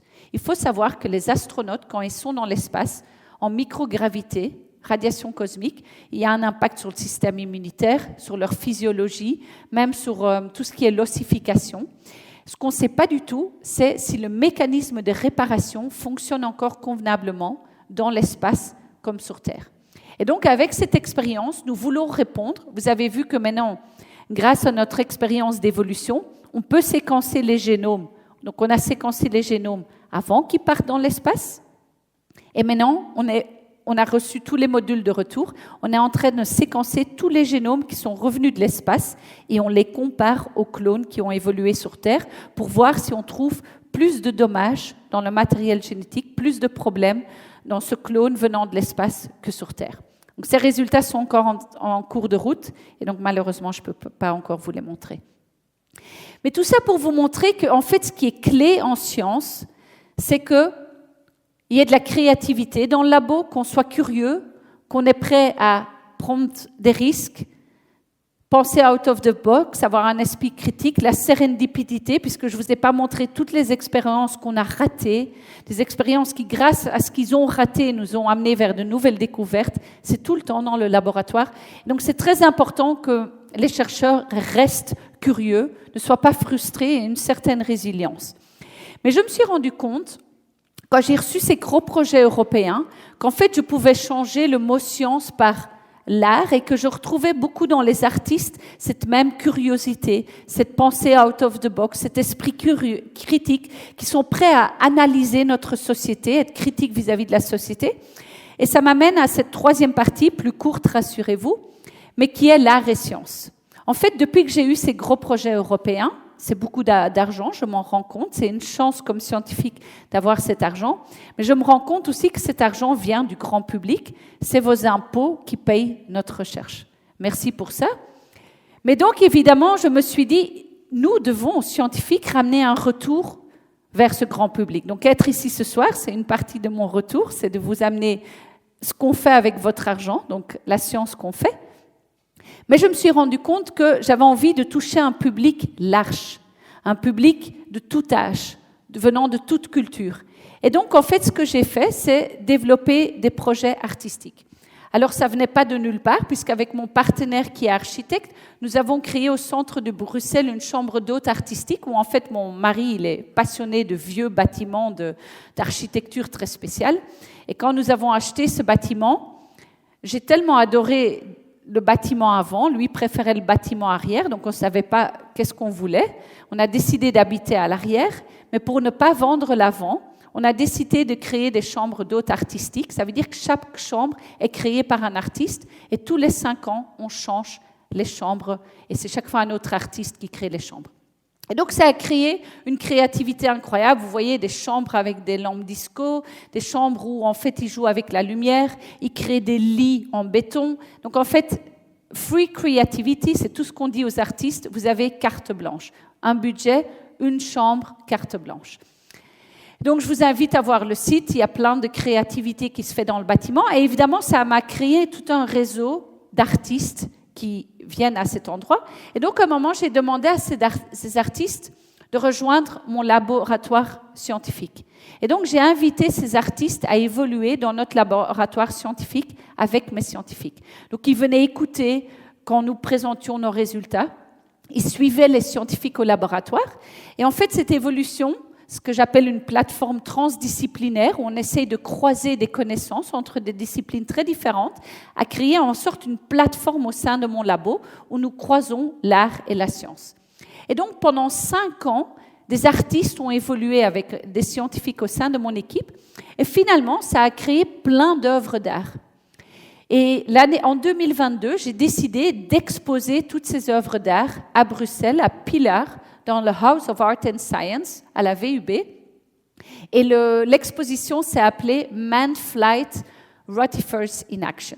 J'ai ramené, pour ceux qui sont intéressés, les flyers qu'on avait et le petit bouquin de l'exposition, avec le curateur Yves Stevenhaydens et un gros budget de Innoviris Bruxelles, puisqu'évidemment, chaque artiste a été payé pour les œuvres qu'il a fait. Donc, c'était certainement en aucun cas, aucun artiste aurait montré quelque chose sans avoir été payé pour le travail fait. Et donc, une première collaboration a été avec le collectif SEEDS. SEEDS, c'est Space Ecology Art and Design. Vous pouvez aller voir le site web. C'est un collectif d'artistes, de scientifiques, d'ingénieurs qui, en fait, se sont plongés dans notre sujet. Et évidemment, en réfléchissant aux rotifères, ils ont été passionnés. Ils disent, mais c'est des organismes, l'immortalité, réparation d'ADN, imperfection, évolution. Tout ça, ça les a passionnés, ces termes. Et ils nous ont demandé, est-ce qu'on peut envoyer une œuvre d'art avec vos expériences scientifiques dans l'espace? Alors moi, j'ai appelé le European Space Agency et j'ai dit, voilà, moi, j'aimerais bien qu'avec nos expériences, il y ait une œuvre d'art qui parte avec. Ils m'ont dit, vous êtes folle. Je veux dire, tout ce qui part dans l'espace doit être homologué, vérifié par le European Space Agency. Même le stylo qu'on utilise pour marquer notre expérience est un stylo de l'ESA qui a été testé ne pas être toxique. Donc là, moi, je leur demande, nous voulons envoyer une œuvre d'art. En insistant, finalement, une personne à ESA qui était ouverte à la question nous a dit, voilà, vous avez un petit label. Je vais vous montrer. Donc ça, c'est le petit label sur chacun de nos petits sacs en téflon. Nous avions un petit label, un code qui référait vers notre expérience, puisque chaque petit sac avait sa référence, qu'on sache où se trouvait quel réplica. Et là, il y avait un petit carré, 1 cm² vide, et ils m'ont dit, voilà, vous pouvez donner ça pour l'artiste. Donc je suis retournée vers les artistes, et j'ai dit, voilà, vous avez 1 cm² sur les sachets pour créer votre œuvre d'art. Donc, SEEDS a réfléchi. Ils sont venus avec nous au European Space Agency. Donc, ici, vous voyez Angelo. Qu'est-ce qu'il a fait? Il a pris le BIC, le seul homologué par l'ESA. Il a marqué son pouce et sur chacun de nos sachets, il a fait un emprunt en forme de X. Vous voyez ici un emprunt de son pouce. Donc, qu'est-ce qu'il a fait? Il a fait un clonage de son pouce sur chacun de nos sacs. 10 sacs dans l'espace et 10 sacs sur Terre. Ensuite, quand on fait un zoom sur ce print qu'il a fait, en fait, quand on regarde à l'ordinateur et qu'on fait un zoom sur cette image, on voit plein de pixels qui peuvent un petit peu correspondre au code génétique. Chacun des pixels représente une lettre de notre alphabet. Et en fait, quand on met tous ces codes génétiques qu'il a mis, donc il a fait le même pouce, le même marqueur, et il a fait des codes, vous voyez qu'aucun n'est le même. Comme quand nous nous clonons, même quand le rotifère fait du clonage, aucun rotifère est exactement le même. Et donc, en fait, il a fait un clonage de son pouce, mais il a créé de la variabilité. Alors, cette variabilité, ça a inspiré Harry The One, de l'équipe de SEEDS, à faire un magnifique dessin qui fait des mètres de longueur, qui représente un petit peu tout cet ADN double hélice qui évolue évidemment constamment. Et ensuite, eux, les scientifiques qui travaillent dans le laboratoire de Artificial Intelligence à l'ULB ont commencé à analyser ce code des fingerprints. Donc, en fait, qu'est-ce qu'ils ont fait? Ils ont pris nos données génétiques de notre expérience et ils ont fait évoluer le code ici, de ces 10 fingerprints, en lien avec notre code génétique. Et donc, en fait, ils ont reconstruit des modèles en 3D basés sur les données génétiques. Donc, si les données génétiques changeaient plus, le modèle en 3D basé sur ces assemblages de fingerprints évoluait aussi. Donc, ils ont commencé à créer tous des modules en 3D et finalement, voici le résultat. Vous voyez 2 magnifiques sculptures en 3D, une qui représente les rotifères qui évoluent dans l'espace, une qui représente le rotifère sur la Terre. Et évidemment, le rotifère dans l'espace a évolué différemment que sur Terre, et on le voit exprimé ici d'une façon artistique. Donc on avait, dans l'exposition, montré tout le travail scientifique derrière cette réflexion, avec comme travail final ces sculptures. Ensuite, j'ai travaillé avec l'artiste Gerlando Infuso qui a fait un film d'animation sur les rotifères qui s'appelle Eternal. Donc, avec des paillettes et du sable, il a fait évoluer des rotifères dans l'espace. C'est un magnifique film. Je peux toujours vous envoyer la référence où vous voyez en fait le film avec de la musique live de Erwan Chandon. Et donc, c'est tout un film qui questionne évidemment l'évolution du rotifère dans l'espace, mais aussi la question de l'immortalité. On a travaillé avec l'artiste David Bade qui boit un cocktail de rotifères. Donc les rotifères, on les fait pousser dans du jus de salade. Donc on avait créé des jus de salade dans l'espace. Et en fait, au vernissage, on a offert à tout le monde un cocktail de rotifères jus de salade. C'est idéal puisque c'est rempli d'antioxydants. C'est les meilleurs antioxydants, donc c'est les mieux à boire. Donc tout le monde a bu des antioxydants. Et David Bade, en fait, l'artiste, il est très participatif, il travaille avec les jeunes. Et en fait, ce qu'il a créé, il a amené tous des tubes et du plâtre. Et les enfants et les participants ont créé tous des moulages de rotifères et de femmes. Et ils ont commencé à envahir tout le musée avec des rotifères et des femmes. Puisque les rotifères, finalement, c'est des femmes qui vont envahir notre planète Terre. Là, j'ai amené avec le jeu de cartes. Vous savez que je suis une passionnée de l'évolution et que je me rends compte que souvent en humanité, et j'ai souvent la question des professeurs d'humanité, qu'ils ont très dur à expliquer l'évolution aux enfants ou à certaines religions. Et donc, en fait, ce qui est important, c'est de faire comprendre que l'évolution, la base de l'évolution, c'est des mutations aléatoires. Et que des mutations aléatoires peuvent amener vers la sélection et l'adaptation. Et donc, avec l'artiste Ophélie Luire, qui est très connue pour faire des magnifiques dessins en détail, elle a fait un dessin où on a fait l'évolution de l'œil et l'évolution du système nerveux chez les mammifères et l'œil des mollusques. Donc, c'est des données scientifiques. Elle s'est basée sur les données scientifiques pour montrer comment on peut, à partir de cellules photoréceptrices, en jouant, en créant des mutations aléatoires, arriver vers un œil complexe comme on retrouve par exemple chez le calamar. Et donc on invitait les gens à jouer au jeu de cartes pendant l'exposition. On a aussi travaillé avec la photographe Caroline Vincart ici, qui a suivi les scientifiques dans le laboratoire et qui s'est rendu compte que les scientifiques, ce qui l'a impressionné, c'est la résilience. En fait, là, elle suit un de mes chercheurs qui essaye de micro-injecter le CRISPR-Cas9, donc l'enzyme Cas9, dans les ovules du rotifère. Je vous ai dit, le rotifère, ça fait 200 micromètres. Un ovule, ça fait à peine 2-3 micromètres. Bonne chance pour injecter dans l'ovule un Cas9 en micro-injection. Donc, qu'est-ce qui se passe? La plupart du temps, le rotifère, il explose quand on ajoute l'aiguille et il n'y a rien qui fonctionne. Et ce chercheur, il passe des heures et des heures, depuis des mois, à micro-injecter dans les ovules de rotifère. Et elle l'a suivi, elle a été tellement impressionnée qu'elle a créé des magnifiques photos en grand agrandissement de ce travail microscopique résilient qu'on fait dans mon laboratoire. Et alors, avec l'équipe Home, un collectif Home et Ecodesign, on a recréé dans l'expo tout un laboratoire de recherche où en fait les jeunes pouvaient nourrir les rotifères au jus de salade. Là, vous voyez qu'en fait on réveille des rotifères desséchés, on rajoute de l'eau et donc on a créé tout un laboratoire dans le musée où on montrait tous les instruments qu'on utilise dans notre laboratoire. Vous voyez les modules qui sont partis dans l'espace, qui étaient exposés, ce qui n'était pas facile de demander à l'ESA d'aussi avoir les modules. Après avoir demandé l'œuvre d'art, j'ai demandé les modules. Mais pour les montrer au grand public et pour montrer toute la recherche qu'on fait et pour les faire participer. Et donc, ça a été un grand succès. Là, vous voyez encore des rotifères qui sont desséchés mais qui commencent à se réveiller. On a eu au vernissage la rectrice de l'ULB qui était là, Véronique Alloin du FNRS, la ministre Barbara Trach, énormément de visiteurs. On a beaucoup interagi avec le public, donc vraiment créé des journées d'interaction. On a invité des écoles, on a invité les bacheliers de biologie de l'université à venir faire leur TP. Donc là, vous voyez, c'est un TP que je donne avec l'artiste autour de ce jeu de cartes d'évolution au bachelier 1 de l'université. J'ai invité Koen van Mechelen, un artiste connu aussi inspiré par l'art et sciences, qui fait toutes ces fameuses expériences avec ses poulets et qui fait aussi les génomes de ces poulets. Donc j'ai eu un débat avec Koen van Mechelen pendant l'expo.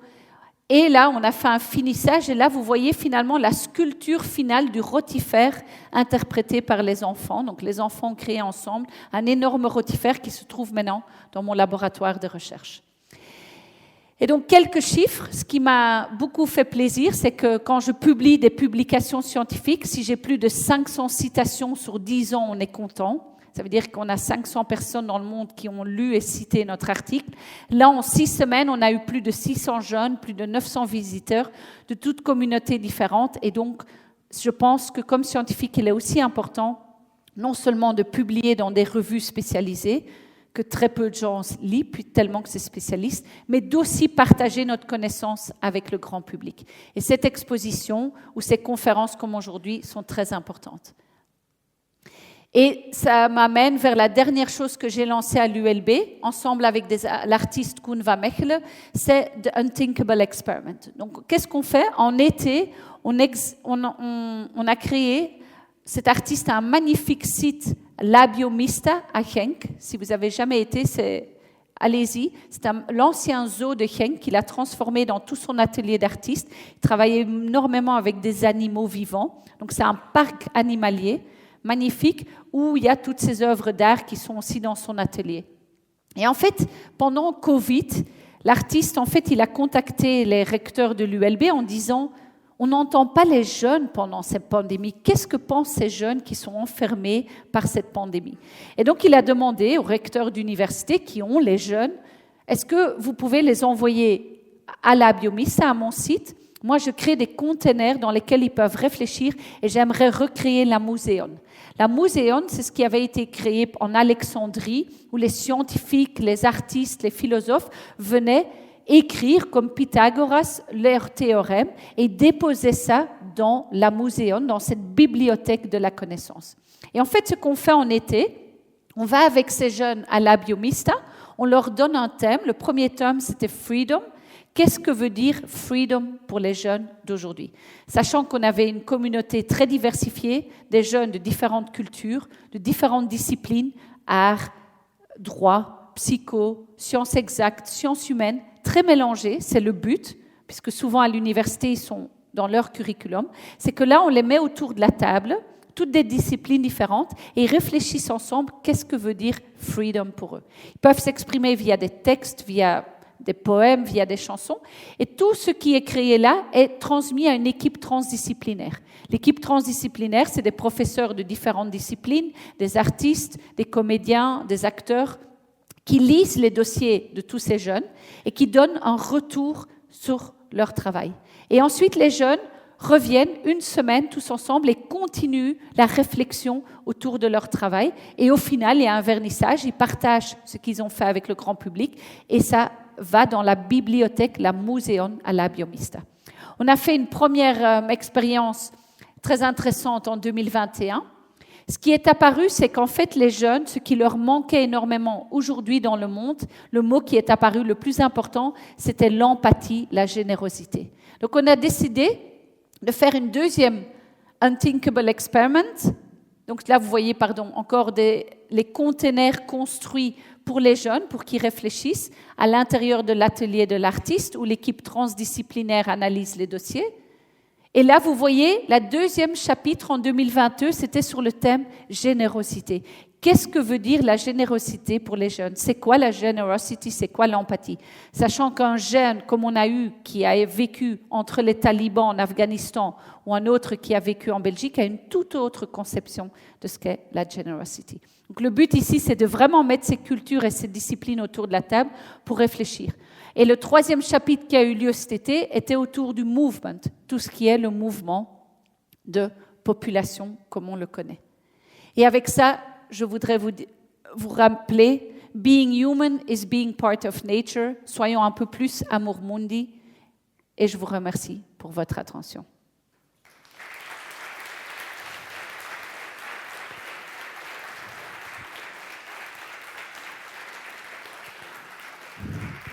Merci beaucoup pour cette conférence extrêmement enrichissante, extrêmement intéressante.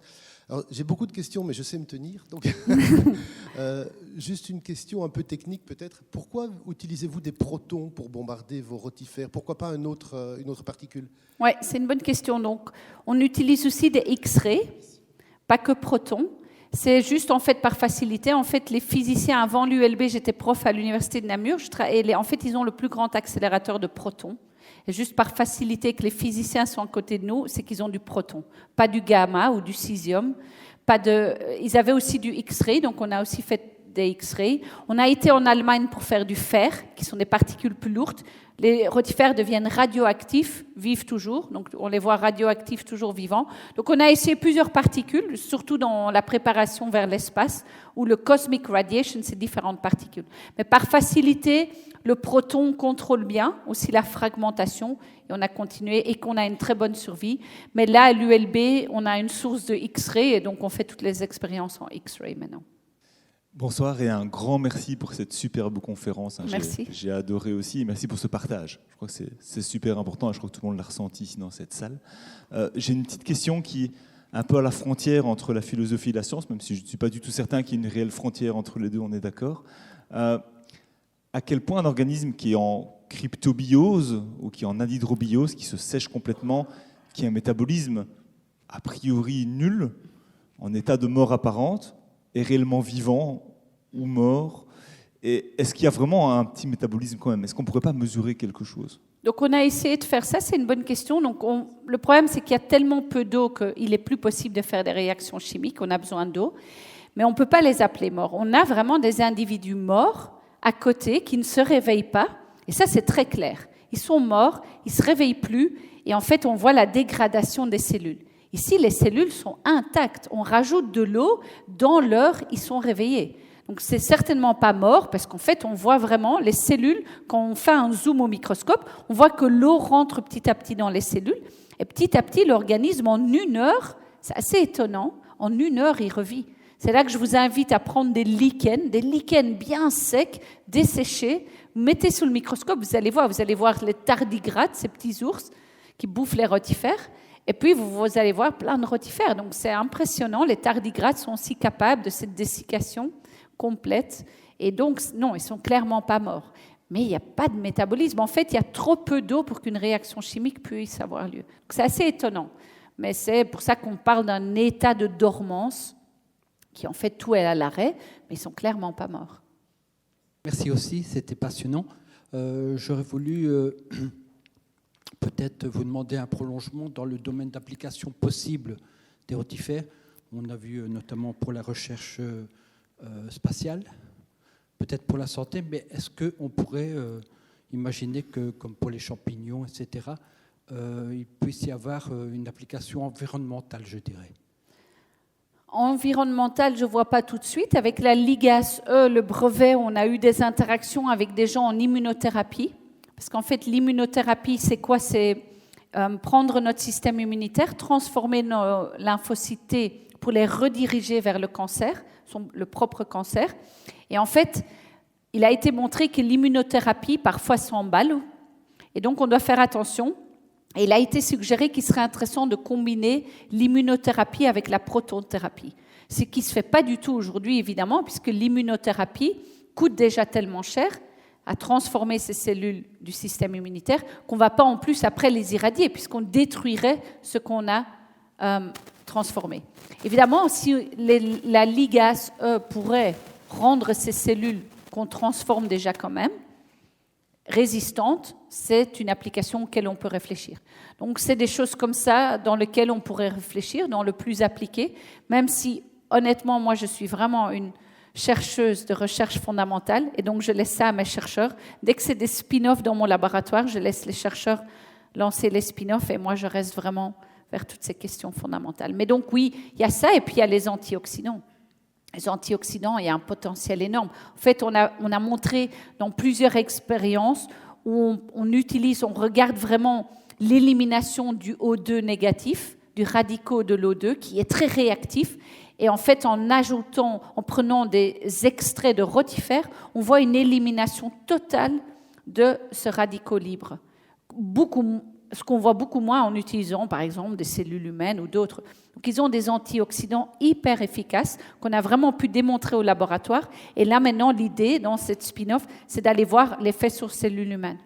À quel point ces antioxydants pourraient être efficaces sur des cellules humaines. Donc là, il y a une application très intéressante dans tout le cadre du stress oxydatif. Bonsoir, merci.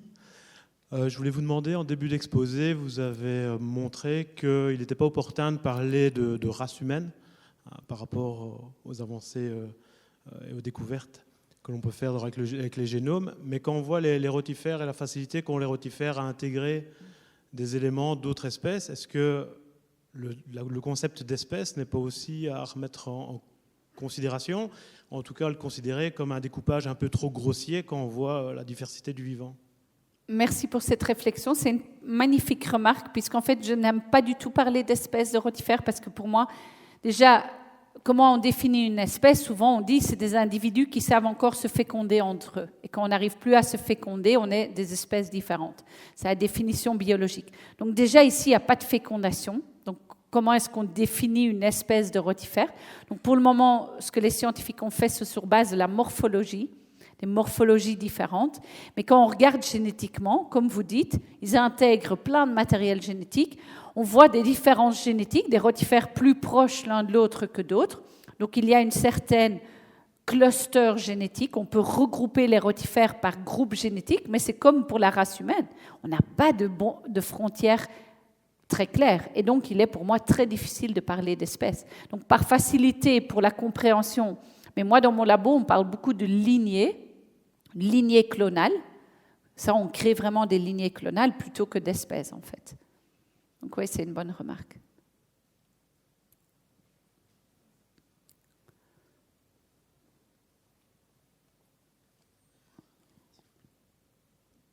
Un grand merci aussi.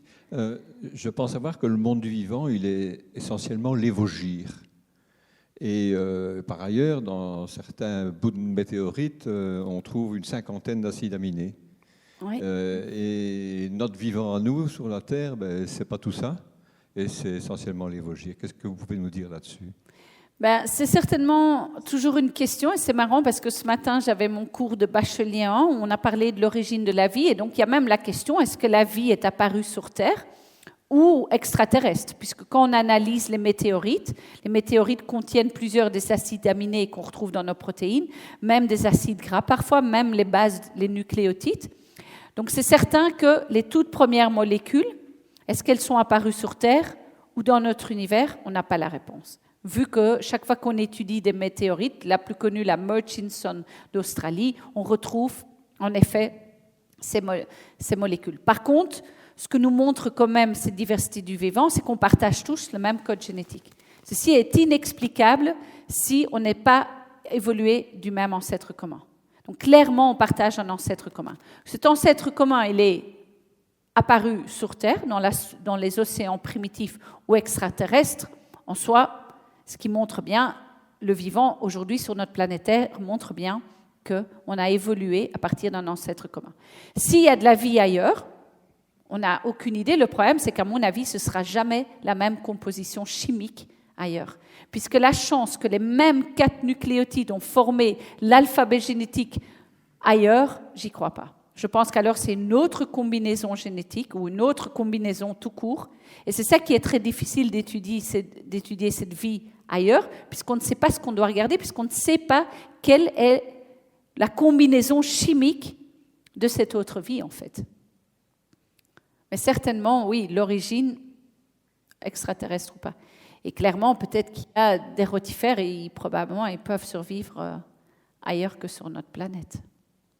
Est-ce qu'on a une estimation de à peu près depuis combien de temps les rotifères existent? Oui, bonne question. En fait, on a retrouvé la beauté, mais la difficulté pour retrouver, dater l'apparition des espèces, c'est les fossiles. Malheureusement, il n'y a que 0,1% du vivant qui se fossilise. Donc, on a très peu de fossiles. Mais pour les rotifères, on a des fossiles dans l'ambre, quelques espèces qui ont été bien conservées. Et d'après les analyses phylogénétiques, on peut faire des arbres et essayer de retracer l'ancêtre. Ça date d'environ 60 millions d'années. C'est des estimations très larges. Donc, quand je vous dis c'est plus entre 100 et 50 millions d'années, ce n'est pas précis, mais c'est bien plus ancien par contre que notre espèce Homo sapiens. Donc, ça fait quand même des millions d'années, plus de 10 millions d'années qu'ils évoluent ici. Ouais. Moi, j'avais une question. Ça vit combien de temps, un rotifère? Oui, bonne question, parce qu'on parle d'immortalité, mais il meurt. Donc, si je les garde au laboratoire, je prends un œuf. L'œuf, il y a un juvénile qui sort. Le juvénile, il a toutes ses cellules, il grandit, il devient adulte. L'adulte va vivre 3 semaines, va pondre ses 20 œufs en moyenne, et puis il meurt. Donc, c'est toujours un paradoxe, parce que ce rotifère, il peut survivre à plein de choses, mais en même temps, il a vraiment un cycle circadien très clair. Il sort, il vit 30 jours, il se reproduit pendant 20 jours et puis il meurt. Par contre, si on les dessèche au jour 14, je les mets au congélateur ou je les dessèche au jour 14, je les garde des années desséchés au congelé, je les revis, ils continuent encore les 16 jours qu'ils ont à vivre. Donc en fait, tout s'est arrêté et puis c'est vraiment back to the future. Ils revivent en fait mais ils revivent pas plus longtemps, hein. Ils vivent encore la durée de vie qui reste et puis ils meurent.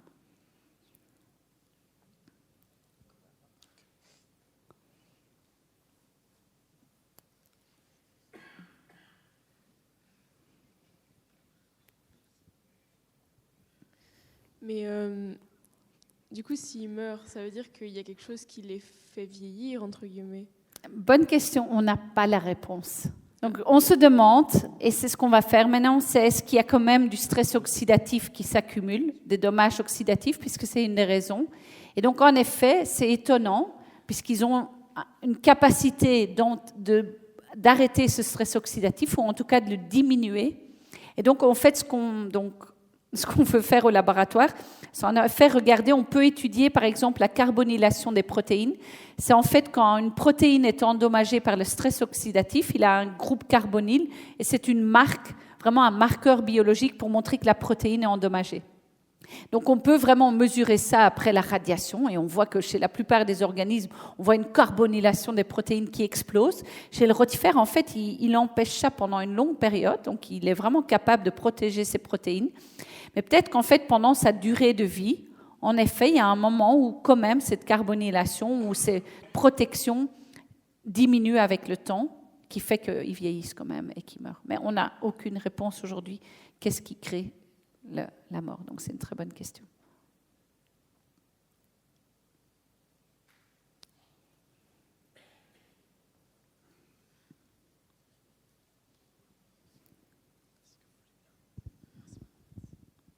Bonjour et merci, c'était vraiment passionnant. J'avais une question par rapport au fait du coup, qu'il y a uniquement des femelles, mais il y a quand même de la méiose. Donc à un moment donné, est-ce qu'il y a eu des mâles? Et si oui, à quel moment est-ce qu'on sait quand ils ont disparu? Oui, bonne question. Donc en fait, les rotifères, c'est un clade, c'est comme les mammifères, c'est un grand groupe.